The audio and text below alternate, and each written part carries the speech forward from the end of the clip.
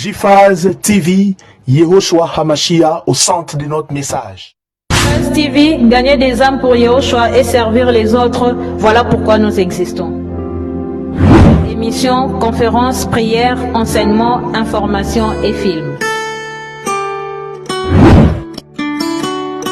Réveil, réforme dans l'amour, la sanctification et l'excellence. Abonnez-vous et activez la cloche de notification pour ne rien rater.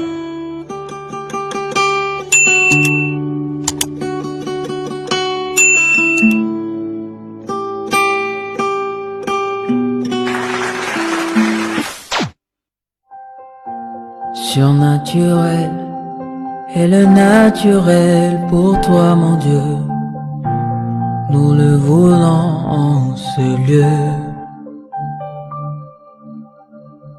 Surnaturel est le naturel pour toi, mon Dieu. Nous le voulons en ce lieu. Surnaturel est le naturel pour toi, mon Dieu.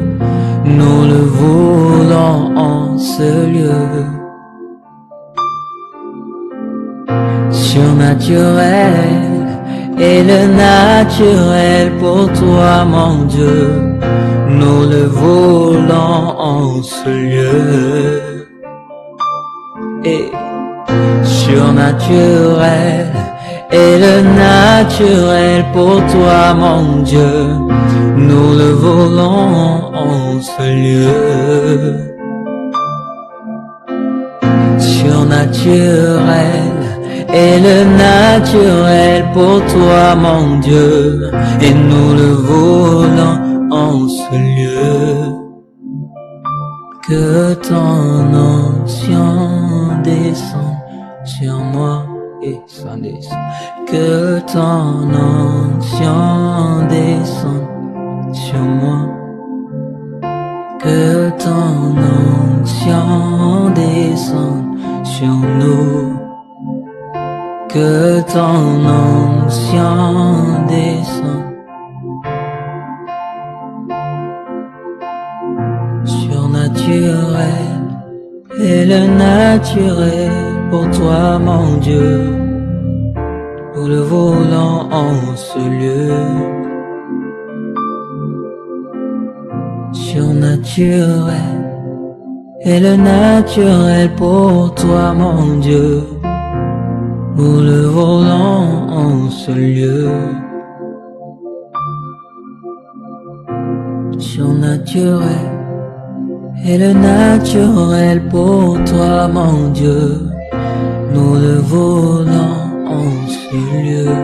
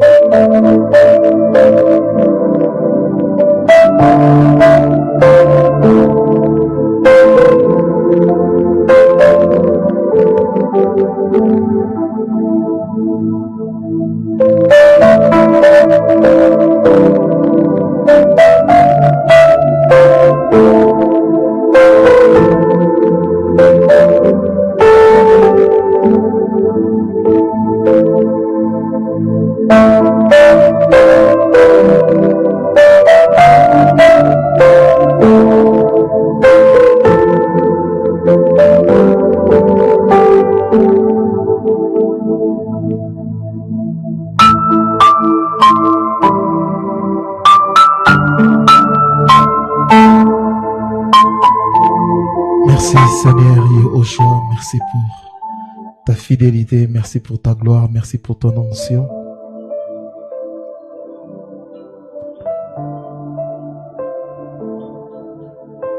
Parle-nous ce soir, que ta parole nous libère encore ce soir.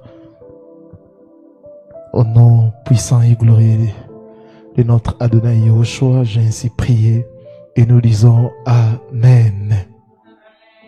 Je vous salue au nom précieux de notre Adonai Yehoshua HaMashiach. Je salue nos bien-aimés qui nous suivent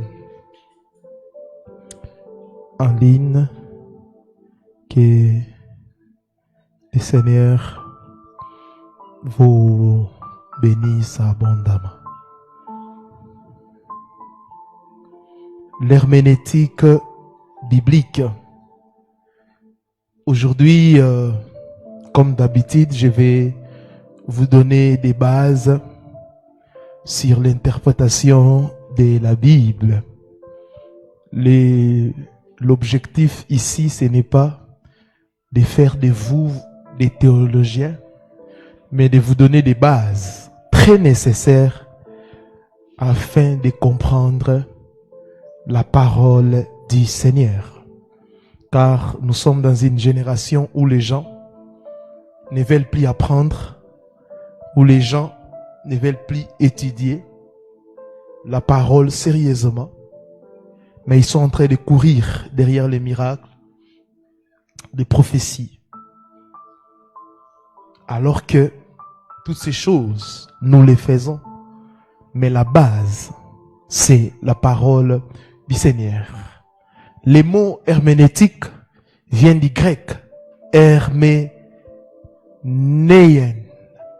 H-E-R-M-E-N-E-I-E-N, qui signifie interpréter, expliquer ou traduire. Donc l'herméneutique étymologiquement signifie interpréter, expliquer ou traduire. Donc quand on parle de l'herméneutique biblique, en d'autres termes, en français facile, c'est l'interprétation de la Bible ou l'explication de la Bible ou même la traduction de la Bible. Dans les contextes bibliques, l'herméneutique est la science et l'art d'interpréter les Écritures pour en saisir l'essence véritable. Pour en saisir l'essence véritable. Dans les contextes bibliques, je les répète, déjà si vous comprenez la définition, vous allez voir que beaucoup de gens traduisent mal la Bible. L'herméneutique est la science et l'art d'interpréter, la science et l'art d'interpréter les Écritures pour en saisir l'essence véritable. Elle cherche à répondre à cette question essentielle. Que voulait dire Elohim par ces textes? Que voulait dire Yahvé ou Dieu par ces textes? Que voulait dire l'essence véritable, l'essence véritable?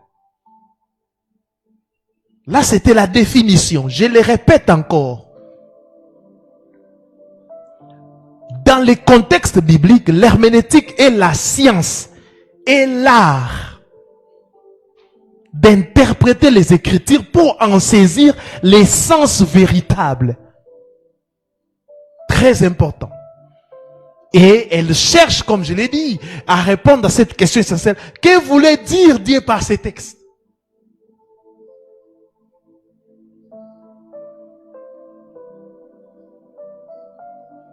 Et j'anticipe déjà, quelqu'un m'avait posé la question. La Bible dit, n'appelez personne père. Et dans ces versets plutôt bibliques, le Seigneur dit, n'appelez personne père, chef, mais aussi qui? Rabbi, maître. Mais tu appelles ton professeur maître. Ton père qui t'a mis au monde, tu l'appelles père. Ton chef à l'entreprise, tu l'appelles chef. Est-ce qu'il a interdit d'appeler les gens père? Il faut lire, on va en parler, les contextes. Il condamne l'hypocrisie des pharisiens. Il dit les pharisiens, lisez ces versets dans Matthieu. Vous faites des choses pour être vus. Vous vous considérez comme des Elohim. Il condamne l'attitude des pharisiens et il dit aux disciples, ne faites pas comme les pharisiens. Que personne puisse vous appeler père, rabbi et chef. Il n'avait pas un problème avec les titres. Mais il avait un problème avec les cœurs des pharisiens. À d'autres termes, personne ne doit être votre absolu. Même s'il est père, il n'est pas le père absolu. Même s'il est chef, il n'est pas le chef absolu. Même s'il est maître, mais il n'est pas le maître absolu. Vous voyez maintenant le pourquoi de l'herméneutique. Plusieurs personnes ont des doctrines basées sur une fausse interprétation.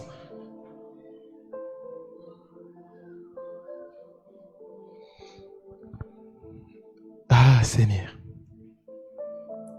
Deuxième point, importance de l'herméneutique dans les ministères ou dans la vie d'un chrétien. Quand je dis dans les ministères, mettez toujours en tête que nous sommes tous ministres d'Élohim. Ici, je parle du ministère, pas au sens spécifique, mais du ministère au sens général. L'importance de l'herméneutique dans les ministères. 1. Pour enseigner fidèlement la parole d'Élohim. Pour enseigner fidèlement la parole d'Élohim. 2 Timothée chapitre 2, le verset 15e. 2 Timothée chapitre 2, le verset 15e. Efforce-toi de te présenter devant Élohim comme un homme éprouvé, qui dispense droitement la parole de la vérité. Wow. Là, c'est Paul qui parle à son fils. Il ne parle pas à son fils biologique, mais à son fils spirituel, ou le fils dans la foi.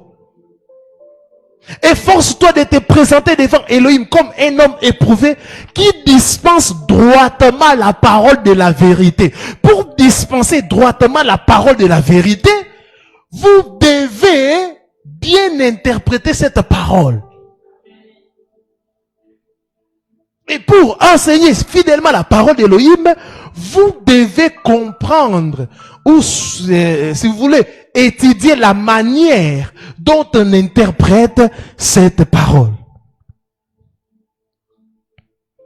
Sinon, vous allez taper à côté. Deuxième chose, importance. Pour éviter les fausses doctrines. Pour éviter les fausses doctrines. Beaucoup de divisions dans l'église viennent d'interprétations erronées. Chacun est en train de créer son mouvement sur base d'une interprétation erronée. D'autres personnes interprètent mal la parole, d'autres personnes ajoutent même des choses. Moi, je ne suis pas à ce niveau. Moi, je suis au niveau de l'interprétation.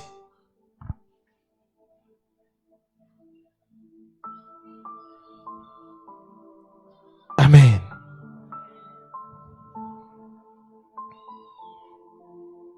Pour éviter les fausses doctrines. Troisièmement, pour bien appliquer la parole dans les contextes actuels. Pourquoi?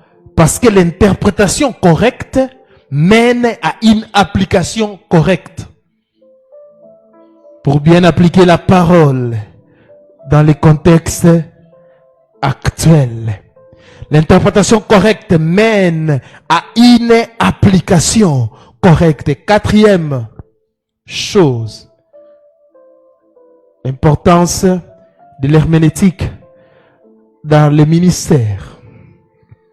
Quatrième, pour connaître le cœur de Yahweh et non seulement la lettre du texte. Pour connaître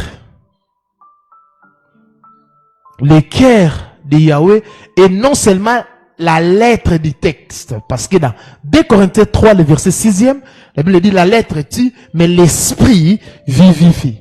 Et sans une bonne interprétation, on risque de mal comprendre la volonté d'Élohim. On peut créer des fausses doctrines ou tirer des versets hors contexte. On empêche la parole d'être vivante et efficace dans nos vies. On risque de mal comprendre la volonté de Yahweh. Parce que quand tu lis la parole, tu interprètes mal. Tu risques de mal comprendre la volonté de Yahweh. Plusieurs personnes, ils ont de bonnes intentions. Mais à cause d'une interprétation erronée, ils vont amener plusieurs personnes en enfer ou à l'égarement.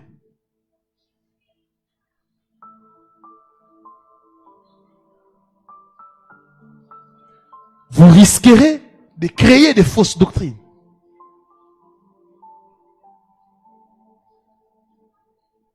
Plusieurs personnes aujourd'hui, ils sont égarés à cause d'un verset mal interprété. À cause d'un verset très mal interprété, vous risquerez un jour de finir perdu ou dans l'occultisme.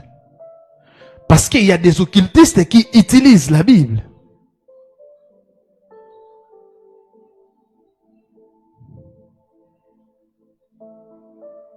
Il y a des occultistes qui utilisent la Bible. Faites très attention.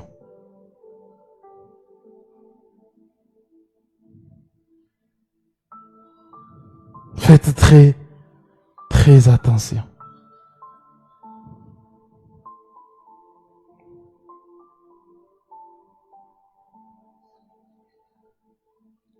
Le point 3.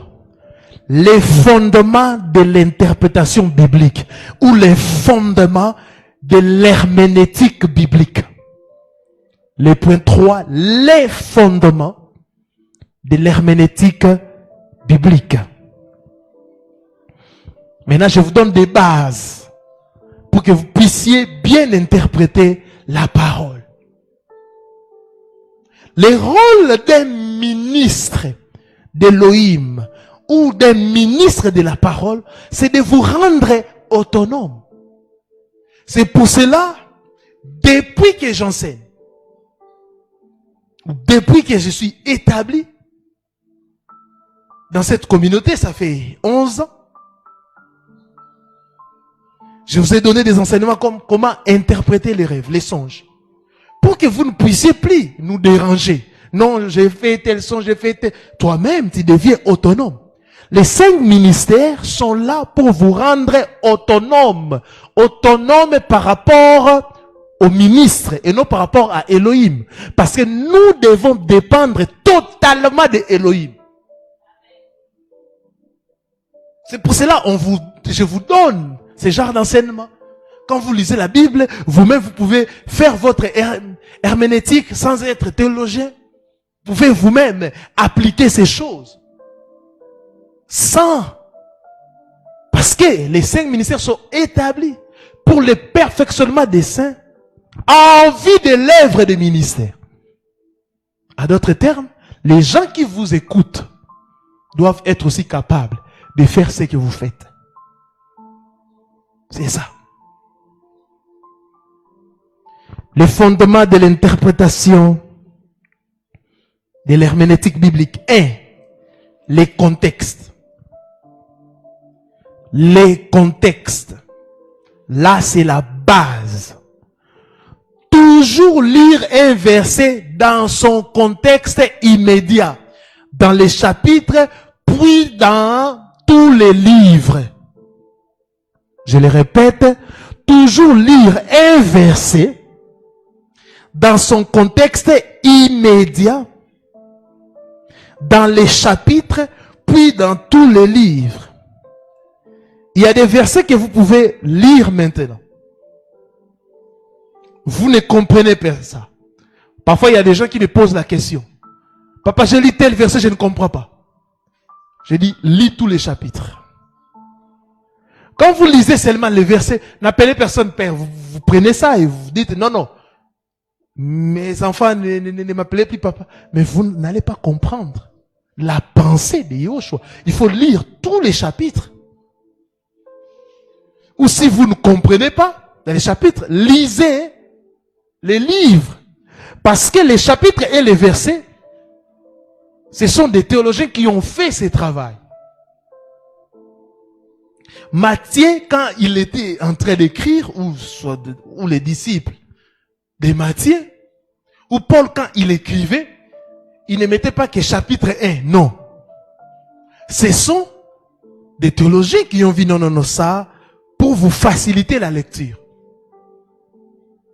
Mais si Paul il ressuscite aujourd'hui, il vient, vous le dites, 1 Corinthiens chapitre 4, il sera très étonné.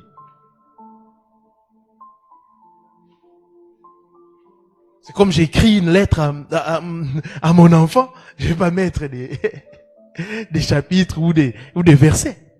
Il écrivait comme ça. Vous voyez? Et alors, pour comprendre un verset, vous devez les lire. Vous devez lire les chapitres, mais aussi les livres. Il y a des choses qui sont comme des introductions. Il introduit, mais il va expliquer en profondeur dans d'autres chapitres. Les contextes.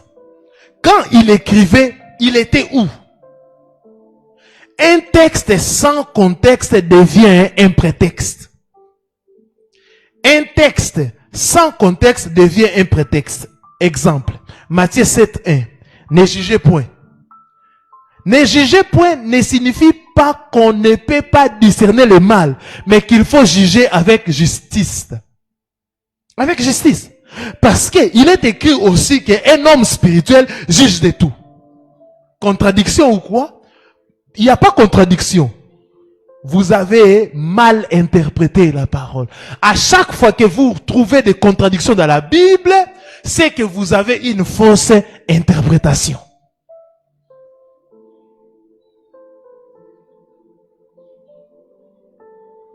Toujours lire un verset dans son contexte, avant et après, pour éviter de lui donner un sens erroné. Exemple, Philippiens 4:13. Je puis tout par celui qui me fortifie. Ne parlez pas de tout réussir dans la vie, mais de rester ferme malgré les épreuves.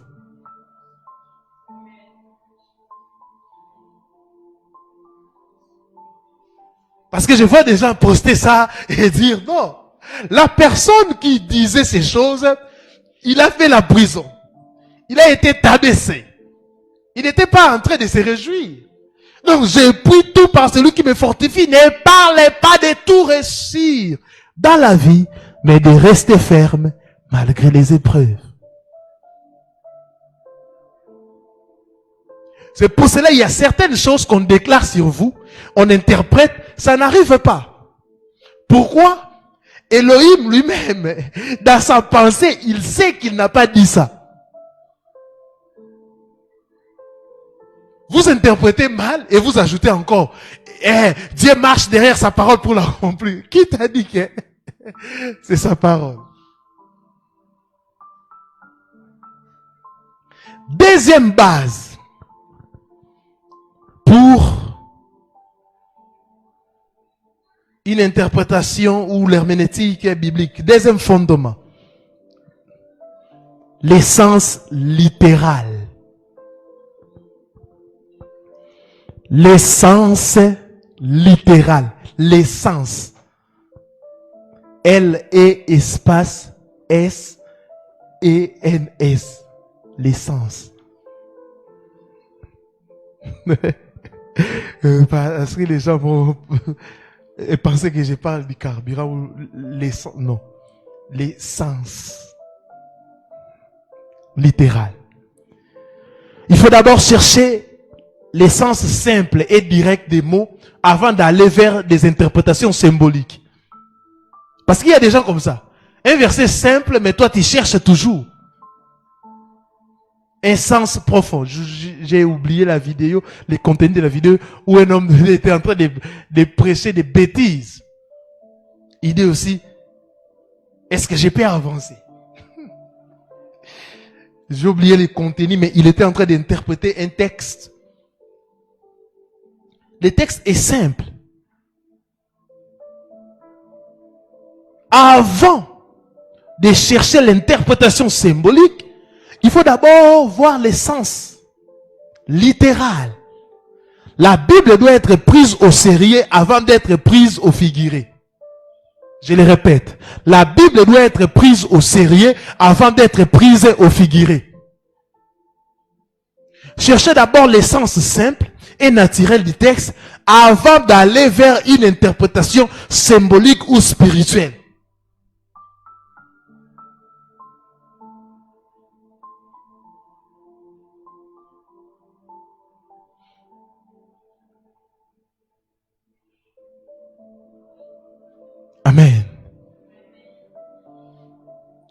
Il y avait un prédicateur qui avait commis des bêtises. Il prêchait en disant,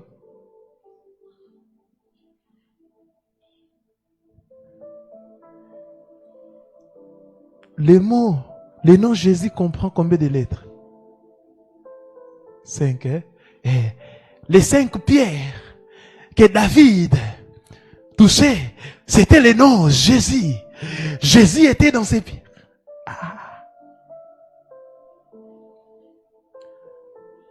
Les mots, vous savez que le nom Jésus, c'est une invention. Il n'a jamais... Je vois quelqu'un qui est en train bien d'expliquer ça. C'est pour cela que vous devez chercher la connaissance.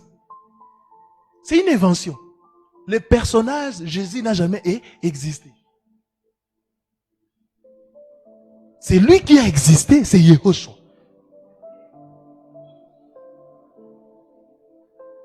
Ah oui?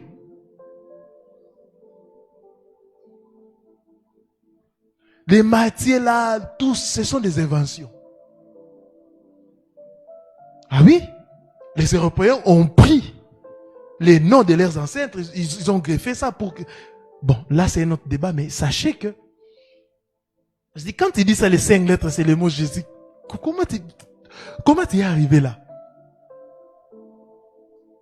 Parce que la langue ou la lettre J a été inventée quoi? Des siècles après le Seigneur, je crois c'était au 15e siècle. La langue française, la langue anglaise.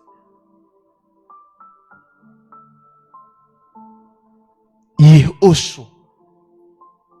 C'est le personnage qui existe. Et quand ils ont traduit ça, ils ont amené quoi? Jésus. Et quand les Français venaient avec J, Jésus. C'est comme ça. Alors que les noms d'une personne, on ne peut pas les traduire. On peut donner une interprétation. Parce que Yehoshua veut dire quoi? Elohim est sali. Yahweh sali. Normalement, si on devait avoir une interprétation, ça allait être quoi? Yahweh est sali. C'est ça.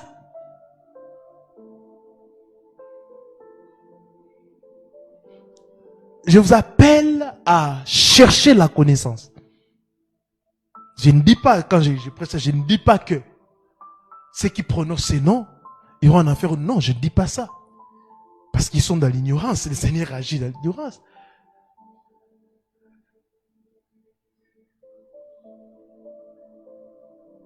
Mais je vous donne seulement l'histoire pour que vous puissiez comprendre. Et ces petits qui faisaient cette interprétation, au lieu de prendre des choses dans le sens littéral, ils pouvaient même dire que Yehoshua c'est la pierre angulaire, Jésus, tout ça et consort. Mais tu dis que ces 5 pierres, c'est les 5, non. Et c'est non. Vous voyez, l'essence littérale, c'est très important. Ce qui est historique doit rester historique. Ce qui est prophétique doit être discerné comme tel. Mais d'abord, l'essence littérale.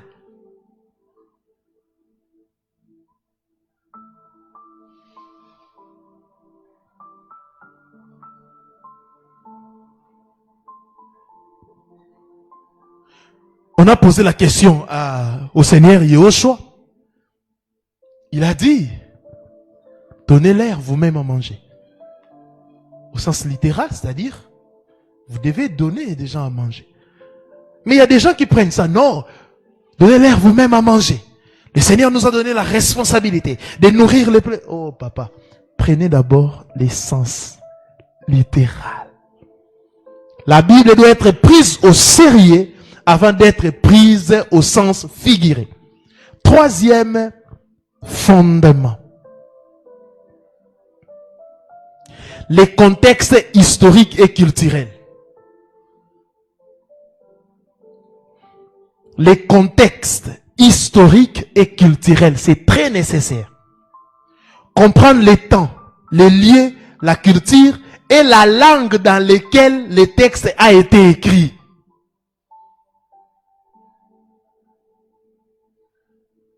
Dans les temps où on écrivait que les hommes ou les femmes ne peuvent pas porter les habits, les hommes et vice versa, à ce temps-là, Les hommes s'habillaient comment? En jupe. Mais vous allez voir aujourd'hui quelqu'un, une femme porte les pantalons et commence à dire, non, la femme ne veut pas porter les pantalons. Les pantalons, c'est l'habit. Non.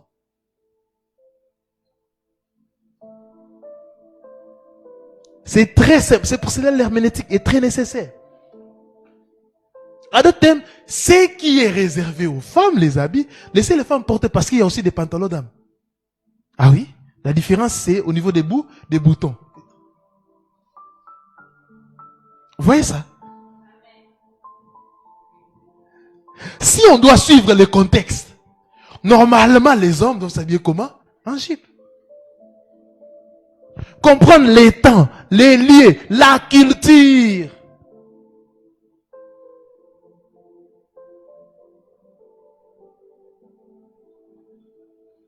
J'ai entendu un prédicateur dire, hey, la femme samaritaine, boudée, Jésus c'est le roi. Non. C'était dans quel contexte? C'était dans quel temps? Il n'y avait pas l'évangélisation. Ils ne les connaissaient même pas. Un étranger vient comme ça, il te donne. C'est pour cela que j'ai dit à beaucoup de gens aujourd'hui qui sont en train de prêcher, oh Yehoshua, oh Jésus sauve. Si vous étiez autant là, vous allez aussi, plusieurs allaient aussi crier, crucifiez-les. Ah oui? Ils ont vraiment choisi Barabbas. Ah vraiment, ils sont méchants. Même dans cette histoire, c'est prophétique. Barabbas, c'est nous. Alléluia. Des criminels, des condamnés. Et un criminel ne peut pas se sauver. Alléluia. On avait besoin du sang des justes. Des justes pour être sauvés. Parce qu'il ne peut justifier que c'est lui qui est juste.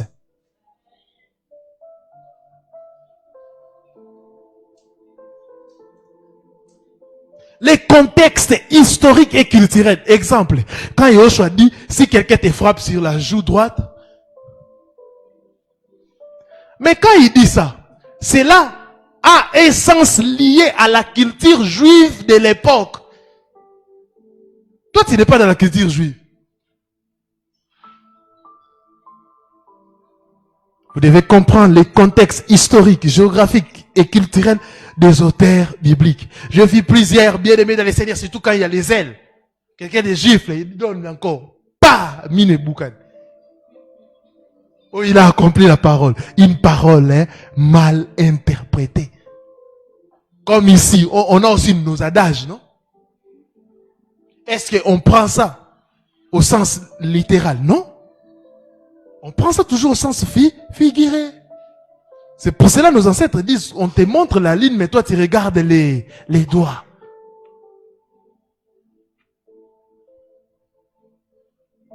Donc, il faut comprendre la culture juive, il faut comprendre les contextes historiques et géographiques.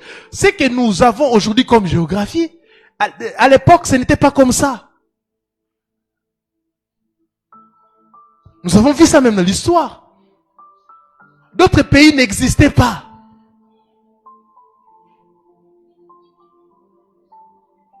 Et même quand on parlait de la Libye, quand on parlait de l'Égypte, ce n'était pas la configuration actuelle.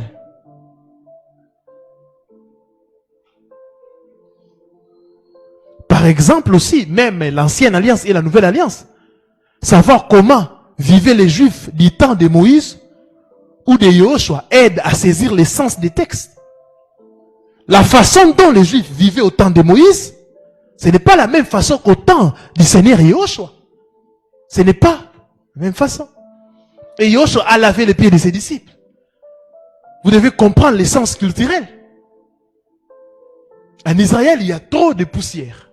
Et quand on recevait les gens, quand il reçoit quelqu'un d'important, pour montrer qu'il est très important, on mettait de l'eau et on mettait des serviteurs pour laver les pieds des visiteurs. Quand Yehoshua a fait ça, il s'est abaissé parce qu'il expliquait aux disciples que lui, il est serviteur. Pour qu'ils puissent comprendre qu'il est vraiment serviteur, parce qu'on choisissait même des esclaves. Ce n'est pas le patron de la maison qui faisait ce travail. On prenait l'esclave ou les serviteurs pour qu'il puisse laver les pieds des invités. Et Yahushua, en faisant cela, il s'est montré comme un véritable serviteur qui est venu pour nous servir. C'est pour cela qu'il est écrit, il n'est pas venu pour se servir, mais pour servir, pour donner sa vie à rançon, comme une rançon.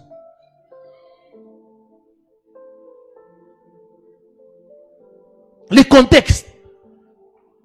Quand la femme, je crois c'est Marie, qui a brisé les parfums au pied de Yahushua. Marie de Magdala, pour comprendre, vous devez entrer dans la culture juive. Pourquoi on faisait ça?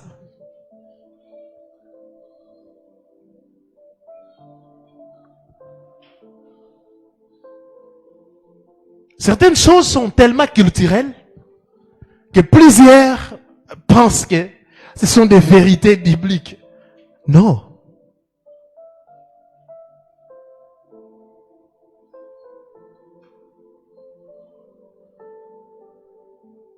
C'est très important les contextes historiques, géographiques et culturels des auteurs bibliques.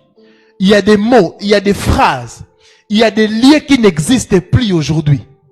Ah oui? Qu'on a transformés.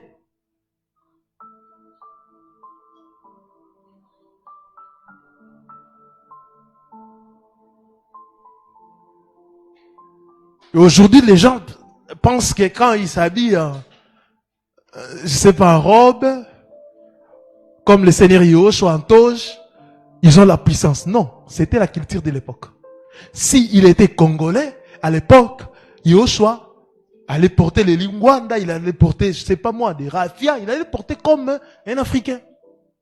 Mais il est né dans une culture, il portait des habits liés à cette culture. Oh, la femme samaritaine. Il y a même des serviteurs qui portent des toges. Je viens toucher ici au coin, comme la femme à la perte des sangs toucher.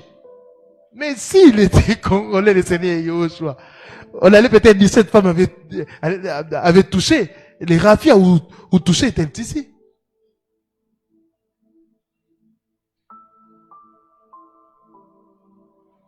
Quand vous dites saluez-vous par un saint baiser, vous devez comprendre la culture de l'époque. Allez vous renseigner. À l'époque, on parlait des baisers à l'époque, là-bas, dans leur culture, même dans la culture juive. Tu peux faire, quand tu apprécies quelqu'un, tu peux le faire un bisou. Ici, à la bouche. Ah oui? Il y a des choses qui sont culturelles. Liées à la culture. Par exemple, les histoires des habits, les cheveux, on doit couper ou pas couper parce qu'il y a des serviteurs qui laissent des cheveux. Oh, Yahushua était Rastaman. Bon.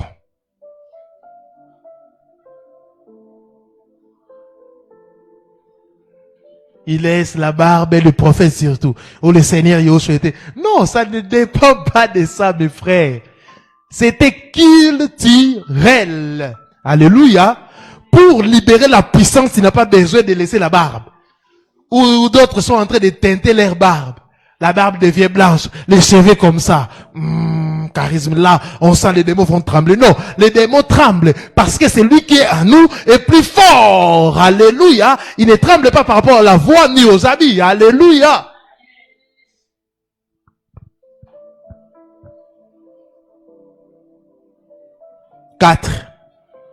Quatrième base. La comparaison des Écritures. La comparaison des Écritures. La Bible s'explique par la Bible. Ésaïe 28 dit, c'est règle sur règle, ligne sur ligne. Un passage obscur doit être éclairé par un passage plus clair. Je le répète. Un passage obscur doit être éclairé par un passage plus clair. La Bible s'explique par elle-même.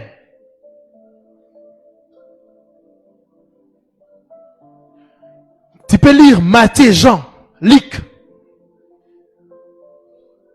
Tu lis, mais tu vois que Matthieu n'a pas parlé d'un détail.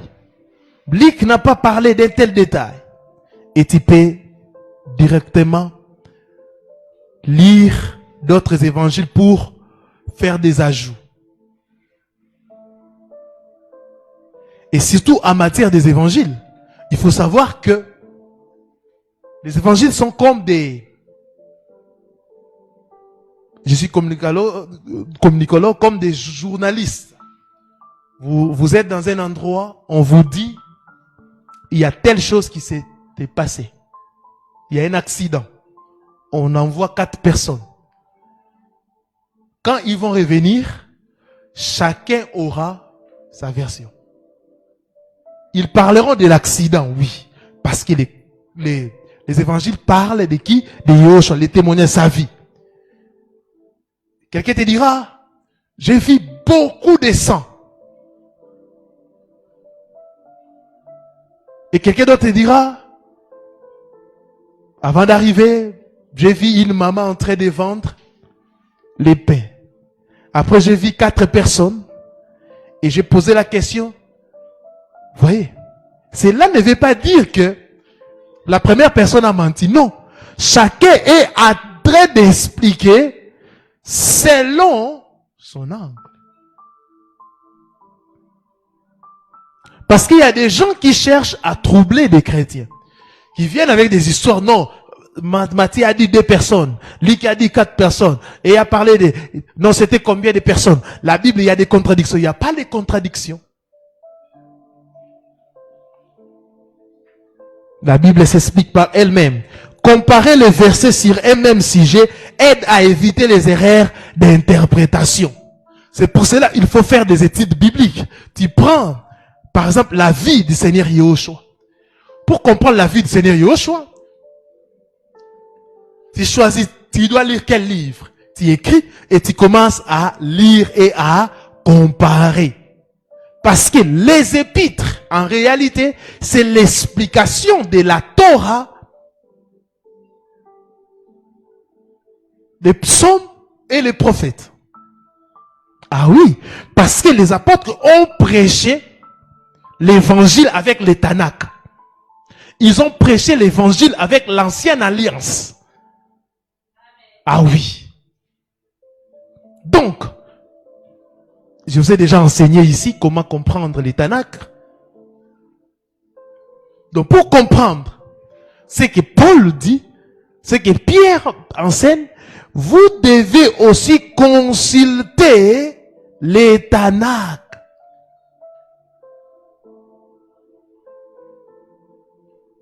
Quand il vous parle, quand la Bible dit, les rideaux du temple, c'est déchiré en deux.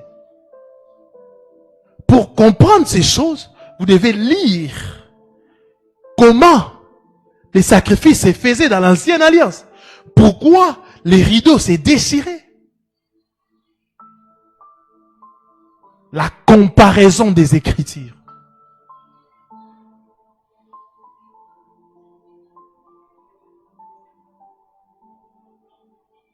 Ésaïe donne une prophétie. Jérémie donne une prophétie. Pour voir l'accomplissement de cette prophétie, vous devez faire quoi? Vous devez lire d'autres écritures. Parce que si vous lisez l'ancienne alliance sans lire la nouvelle alliance, vous allez voir que peut-être il y a des prophéties non accomplies.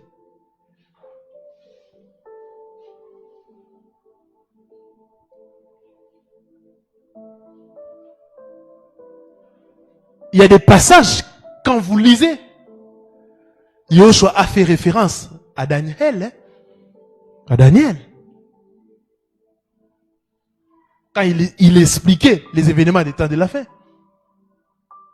Maintenant, quand le Seigneur fait référence, pour comprendre la désolation dont parle le Seigneur Yahushua, tu dois lire Daniel, qui explique comment les choses vont se passer. Et il faut lire aussi l'Apocalypse des gens, la comparaison. Et tu ne peux pas bâtir une doctrine sur un seul verset.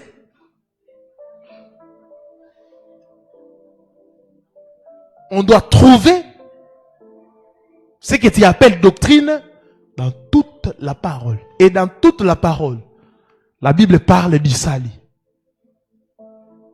Ah oui, c'est ça la synthèse de la Bible. Les saluts dans l'ombre et les saluts manifestés.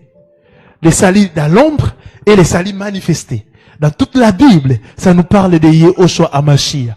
Elohim descendit en forme humaine pour sauver. Et je peux le démontrer dans toute la Bible. Ça nous parle du salut. On a créé l'homme pour vivre éternellement. L'homme a péché. Il s'est séparé. Et Elohim a commencé maintenant à chercher l'homme pour sauver l'homme.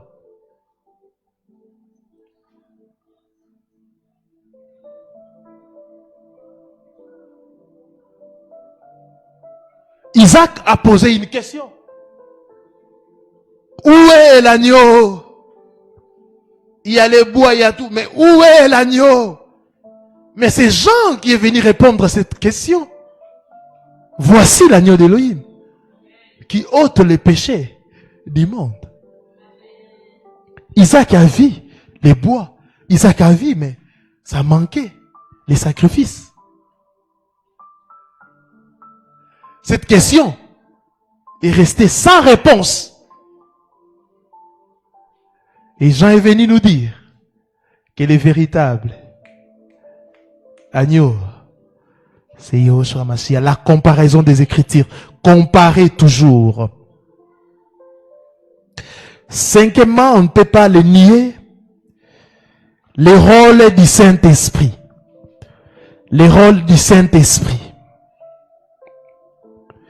Le Saint-Esprit est le véritable interprète des Écritures. Je le répète, le Saint-Esprit est le véritable interprète des Écritures. Vous pouvez, je peux vous donner des bases. Je peux vous expliquer comment interpréter la parole. Si je ne vous parle pas du rôle du Saint-Esprit, je vous ai menti. Jean 16, le verset 13e. L'Esprit de vérité vous conduira dans toute la vérité. Jean 16, 13. L'esprit de vérité vous conduira dans toute la vérité. L'herméneutique sans l'esprit devient intellectuelle et froide. Je le répète. L'herméneutique sans l'esprit devient intellectuelle et froide. Aucune interprétation n'est juste sans l'éclairage du Saint-Esprit, l'auteur lui-même des Écritures. La Bible dit, c'était poussé par le Saint-Esprit que les hommes ont pu parler de la part du Seigneur. Pour bien interpréter cela, vous devez poser la question à l'auteur. Alléluia. Si c'était poussé par l'Esprit, c'est que c'est l'auteur de cette inspiration, c'est le Saint-Esprit. Pour que vous puissiez comprendre ce qu'il a dit, vous devez faire quoi? Il posait la question. Quand le consolateur sera venu, l'esprit de vérité, il vous conduira dans toute la vérité. Il vous conduira dans toute la vérité. C'est pour cela vous allez voir plusieurs personnes se poser la question. Mais ces gens, ils sont sans instruction. Mais comment ils sont en train d'expliquer la parole?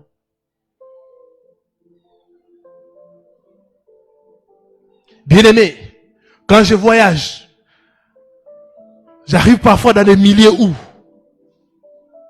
les gens ne connaissent pas ce que je vous dis.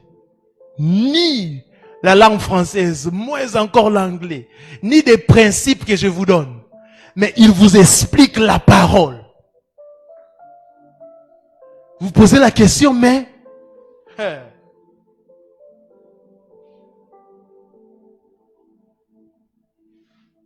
Si Elohim t'appelle, il ne regarde pas ton niveau. Ah oui. Ce n'est pas parce que moi je suis théologien que vous tous aussi vous devez devenir des théologiens pour servir Elohim. Non, non, non, non. La théologie ne confère pas les ministères. Ah oui. Le ministère c'est un appel et on ne le reçoit pas dans le temps, mais c'est dans l'éternité. C'est lui qui nous a connus d'avance. Il nous a prédestinés. L'appel c'est dans l'éternité, la manifestation c'est dans les temps.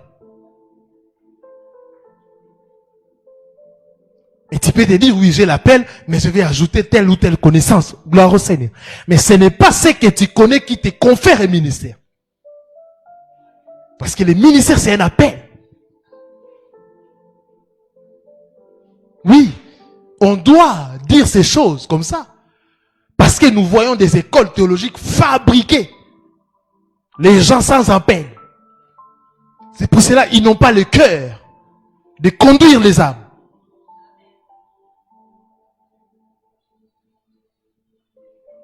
Là où j'enseigne,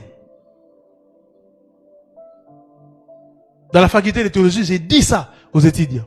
Ce n'est pas parce que vous avez fait la théologie que directement vous êtes ministre, pasteur, prophète, docteur ou je ne sais pas moi quoi. Non. Ça ne vous confère pas l'appel. On vous donne un carton quand vous finissez. Oui, c'est pour votre propre connaissance. Si vous n'êtes pas appelé, vous n'êtes pas appelé.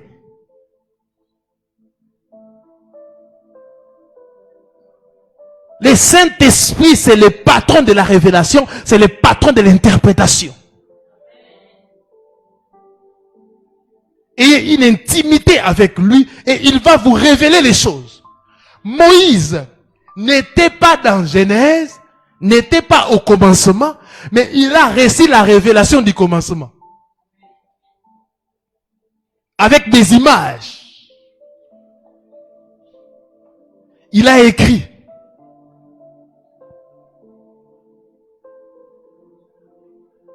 La meilleure école, c'est le Saint-Esprit. Faites confiance au Saint-Esprit. Soyez des amis du Saint-Esprit. Vous allez comprendre la parole.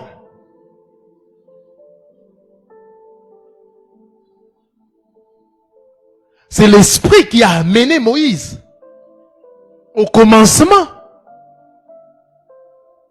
Et quand il amène Moïse au commencement, le livre de Genèse, ce n'est pas un livre historique d'abord, c'est un livre prophétique.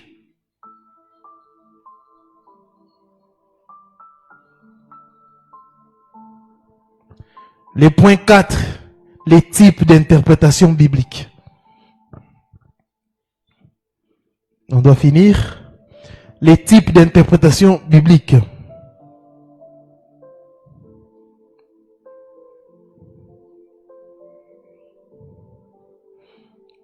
On a le sens littéral.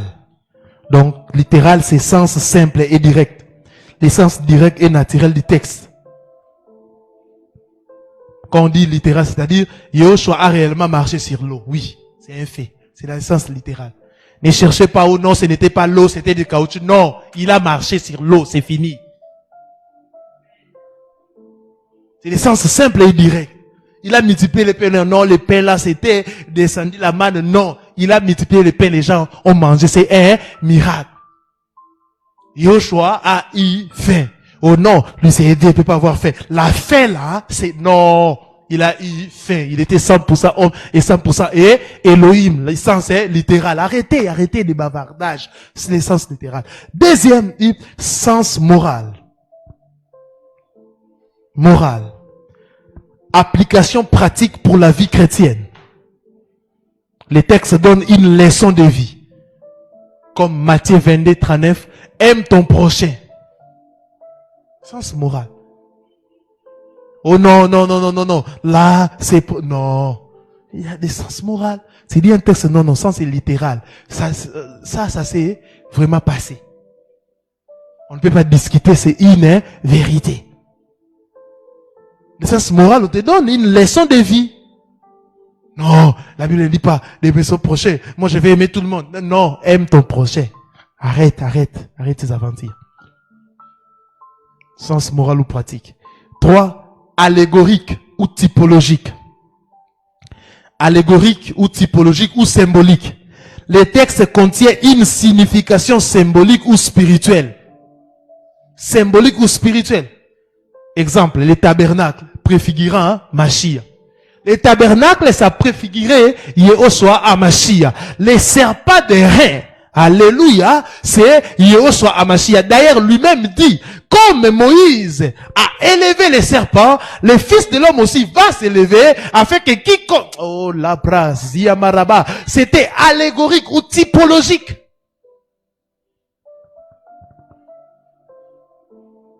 Et aujourd'hui, vos pasteurs, vos prophètes, ils disent, prends ma veste, c'est le manteau. Alors que c'était symbolique. Élie n'a pas dit, n'a pas donné, c'est pas la veste, non.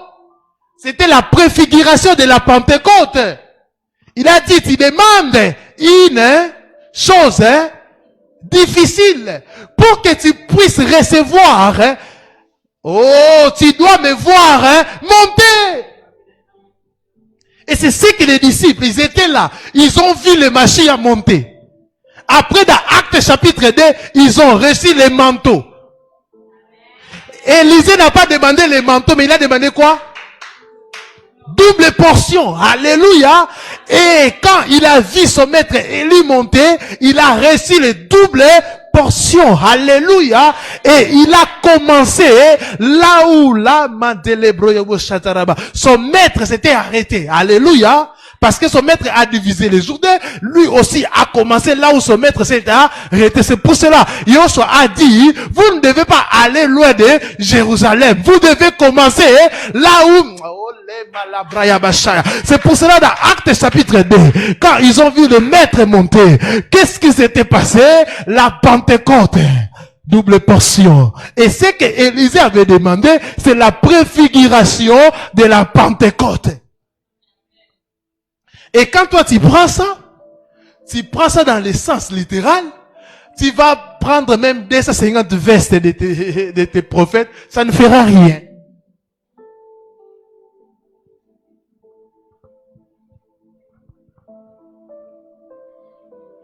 Et il y a des gens aussi qui vous escroquent. Donne ton Isaac. Isaac n'a jamais été donné. Parce que Isaac n'était pas parfait. Isaac n'a jamais été donné. Ah oui, parce que le véritable Isaac, c'est Yoshua Mashiach. C'est pour cela, les seigneurs n'avaient pas un problème avec Isaac, mais le cœur d'Abraham.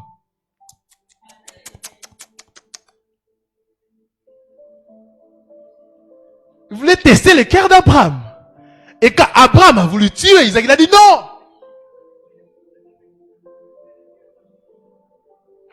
Allez chercher vos Isaac que vous avez donnés.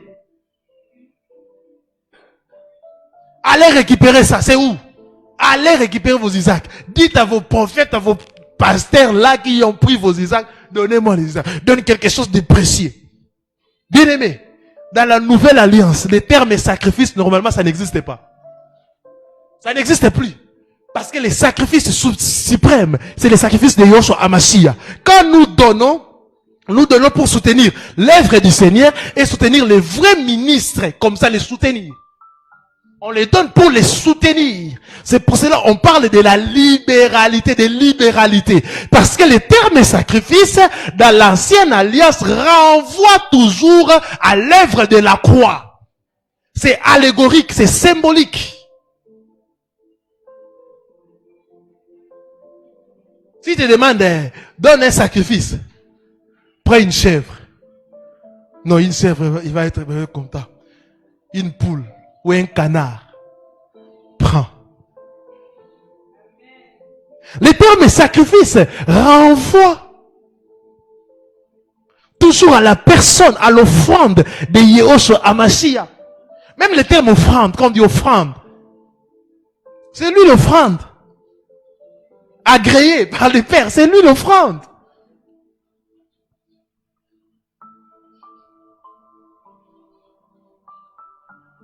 Quatrième chose, l'essence prophétique.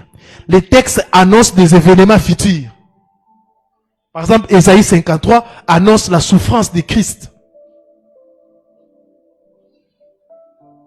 Ou quand vous lisez Apocalypse, on parle de l'enlèvement. Toi, tu dis non. Non, on a déjà vécu l'enlèvement. Quelqu'un m'a dit, mais, pasteur, tout ce qu'on parle ici, l'information de l'enlèvement, Dieu est déjà en train d'enlever les gens.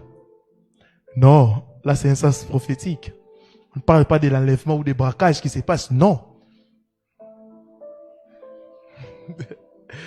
Donc c'est au sens prophétique. L'enlèvement de l'église. Quand il y a un test, non, ça c'est prophétique. Comme la prophétie de Daniel, on parle de la guerre d'Armageddon, et vous voyez la guerre contre, vous voyez la guerre Russie et Ukraine, il y a des gens. Ça c'est, un jour quelqu'un m'a dit, pasteur, guerre Armageddon, bandit, hein. Vous avez envoyé bien, Seigneur. Donc quand tu es devant un texte, tu veux dire non, ça c'est le sens simple et direct, littéral. Ça c'est moral, un conseil de la vie. Non, ça c'est allégorique, symbolique, c'est symbolique. Tu vois, on te donne des mètres carrés, des tabernacles, telle chose, c'est symbolique. Ça, c'est prophétique. Vous avez compris, non? Les 4 dimensions. Les points 5, les erreurs fréquentes dans l'interprétation. Je dois déjà finir. Les erreurs fréquentes dans l'interprétation. 1. Lire la Bible hors de son contexte. Lire la Bible hors de son contexte. Deuxième erreur, forcer les textes pour qu'ils disent ce qu'on veut entendre. Voilà. Forcer les textes pour qu'ils disent ce qu'on veut attendre.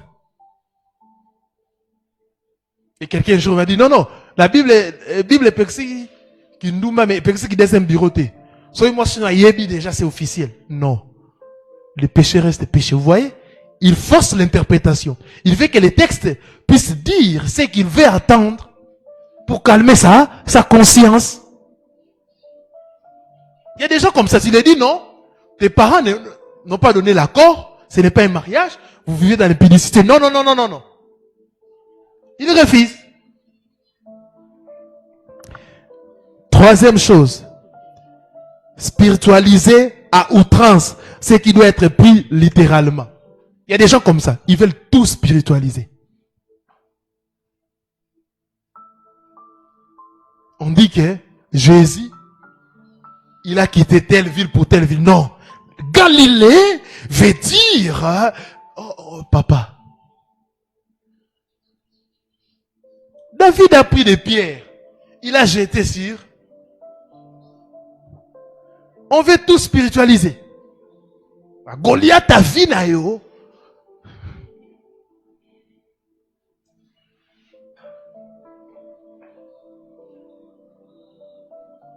On veut tout spiritualiser. C'est pour ça que les gens ramassent des thèmes comme ça.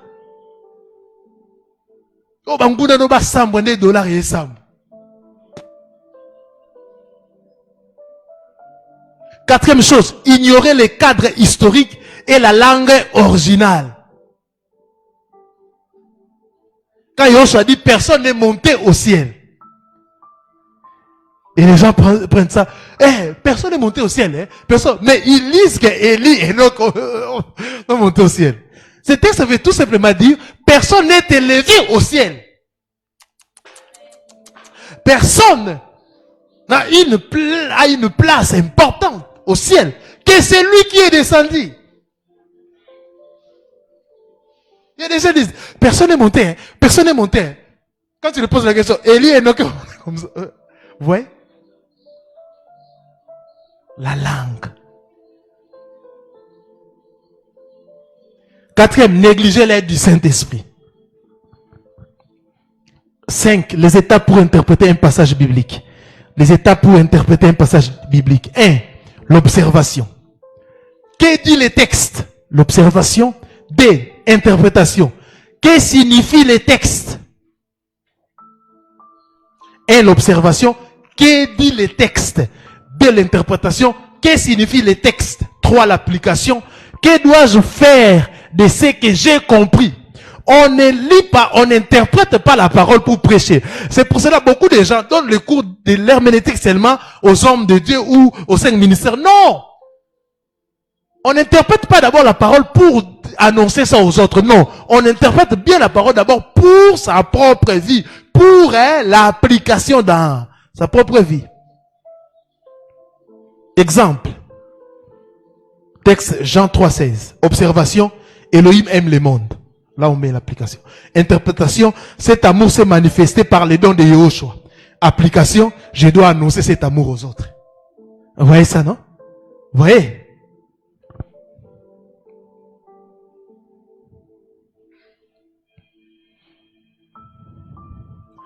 C'est le 7e point maintenant. L'équilibre entre la lettre et l'esprit. La bonne interprétation ne se limite pas à la connaissance intellectuelle, mais conduit à la transformation spirituelle.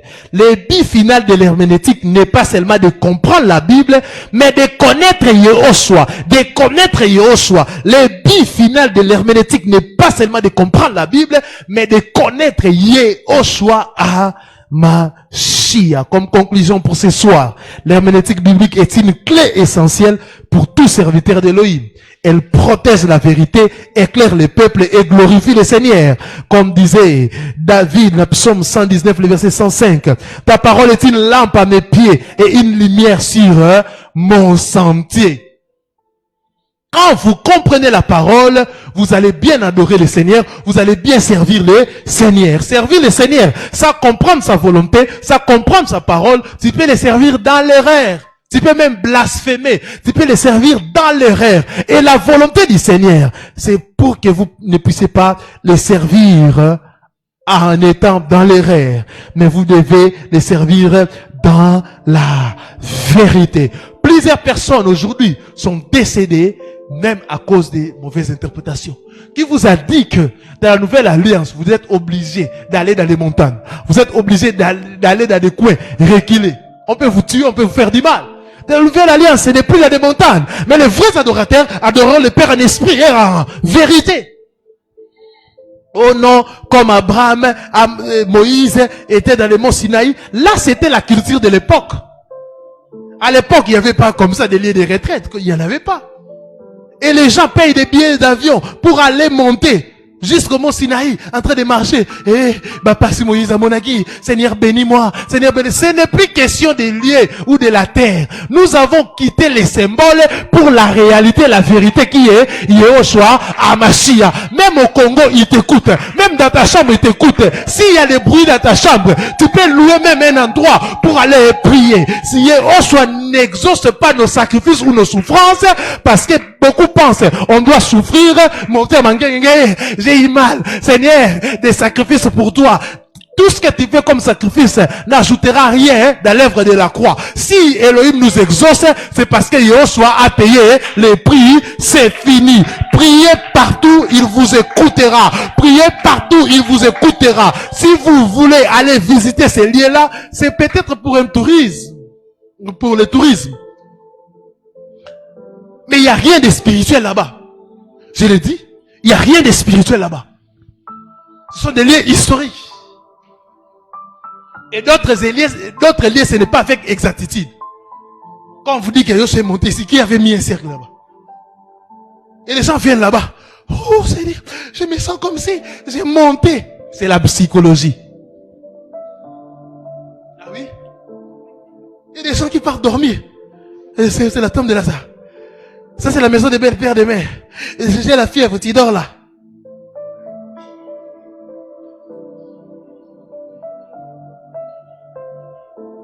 Combien de personnes ont amené, vous savez à l'époque, les gens amenaient même des morts dans la tombe de Yehoshua. Il n'y avait pas de résurrection. Il n'y a rien de spirituel. Je vois des gens, ah, ça c'est la chambre haute, la Pentecôte. On va prier pour recevoir le Saint-Esprit. Hey, toi tu as cru de leur Seigneur Yehoshua, tu as le Saint-Esprit. Oh, Jésus est un homme de Dieu. Qui ici est vrai? Dans les services de puissance, il y avait le Saint-Esprit. Et il part là-bas. Il dit aux gens, non. Les gens qui vont encore se faire rebaptiser aujourd'hui. Ça coule, non? L'eau qu'on a baptisé, ça a coulé. Les gens arrivent là, il est déjà baptisé. Non. Aujourd'hui. Si on s'est rebaptisé, il y a une décailleté. Arrêtez ça. C'est le business. Ces gens-là sont des commerçants. Et la plupart des agences, ce sont des musulmans. Qui ne croient pas même au Seigneur Yehoshua Mashiach, mais ils ont fait ces choses pour gagner de l'argent. Aujourd'hui, Israël a rejeté Yehoshua. Ils font ça pourquoi? Pour l'argent. Tu dois payer pour visiter cet homme. Tu dois payer, tu dois payer, tu dois payer, tu dois payer. Oh, c'est le mot Golgotha. Mais va là-bas aussi qu'on puisse aussi te crucifier. Comme tu devais tout faire. Oh, ici, il a multiplié les pains et les poissons. Tu peux mettre ton pain là-bas pendant 10 ans. Il n'y aura plus de multiplication. C'est par la foi, c'est par la foi, c'est par la foi. Oh, que le Seigneur vous bénisse abondamment.